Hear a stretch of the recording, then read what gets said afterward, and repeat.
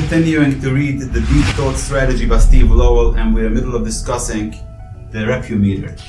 And it's everybody's dream to get to the one, to become the one in your industry, in your service, in your business. How do you get there? There are 3 prerequisites that you need in order to get there. Number 1, you need to provide an outstanding client experience. You need to provide an outstanding delivery. Client should love what you do. Client should be happy with the outcome working with you.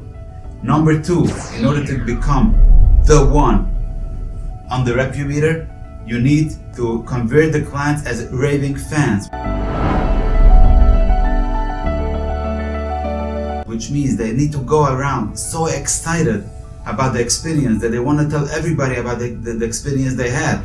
And not only that, but number 3, they need to become circle of influences.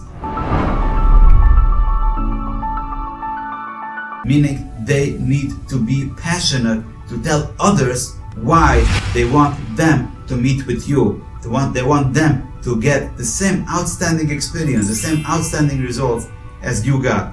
When you have these 3 prerequisites in your business, you know that you are the one, and you're not gonna have to worry about getting business, but people are gonna come running to you from wherever they can to get to work with you.